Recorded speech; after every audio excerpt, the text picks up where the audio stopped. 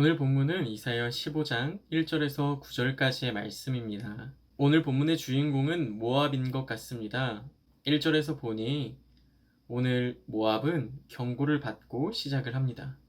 참 신기한 것은 모압이라는 나라가 하룻밤 만에 망할 것을 이야기하고 있습니다. 이 당시에 경고를 들었던 사람이면 이것을 허언증 또는 잘못 들었거나 말도 안 되는 이야기라고 생각했을 수도 있을 것 같습니다. 왜냐하면 한 나라가 하루 만에 망하는 것은 거의 불가능하기 때문입니다. 심지어 모압은 아브라함의 조카 롯의 딸의 자식의 이름이었습니다.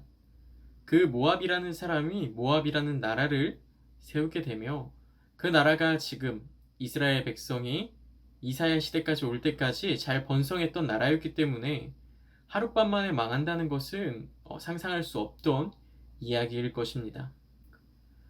하지만 오늘 본문은 이 모압이 하루 만에 망할 것을 이야기하고 있습니다. 여러분들이 이스라엘 백성이라면 모압이 망할 때 어떤 마음이 들까요? 오늘 5절은 그 모압을 보면서 부르짖는 모습이 나옵니다. 6절에서 7절, 8절까지의 모습은 모압이 망하는 모습을, 모압이 도망가는 모습을 묘사하고 있습니다. 그 모습이 얼마나 처절한지 모르겠습니다. 하지만 오늘 5절에서는 그 모습을 보면서 기뻐하거나 좋아하거나 즐거워하는 모습은 드러나지 않습니다. 오히려 모압을 위하여 부르짖는 이야기가 나오게 됩니다.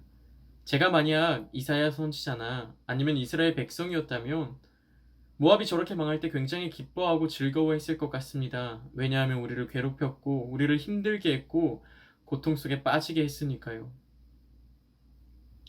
오늘 모압 사람들은 하나님의 심판을 받으면서 도망가기 시작합니다. 하지만 그들의 도망가는 길에는 마실 것도 없으며 먹을 것도 없습니다. 그들이 가지고 있는 것이란 그저 그들의 재물뿐입니다. 하나님께서는 이렇게 처절하게 도망가는 모압의 모습을, 그리고 그것을 위하여 부르짖는 이사야의 모습을 보시면서 그들을 용서하진 않으십니다.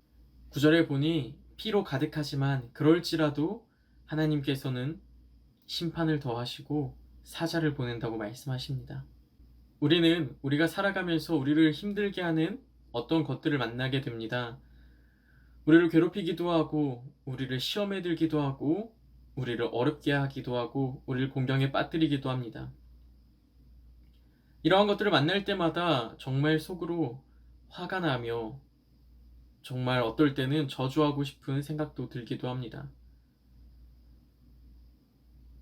세상 사람들은 자기가 고난을 당할 때, 자신이 억울한 일을 당할 때, 힘든 일을 당할 때 이를 갈고 칼로 복수를 다짐합니다.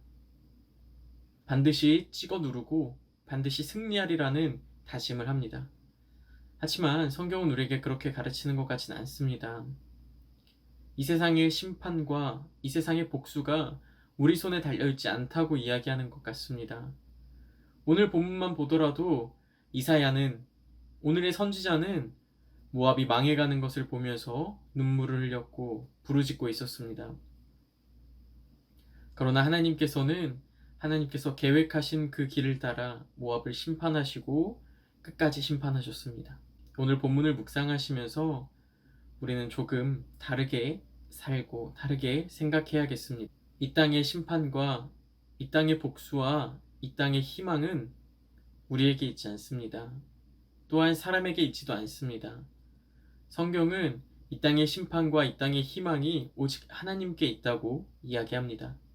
그렇기에 우리는 이 땅에 있는 것들을 위해서 살아가지 말고 이 땅에 있는 것들을 위해서 눈물 흘리거나 이를 갈거나 복수를 다짐하지 말고 오직 하나님께 기도하고 나아가면서 하나님의 심판하심과 하나님의 의로우심과 하나님의 회복시키심을 믿으며 나아가는 오늘 하루가 되었으면 좋겠습니다.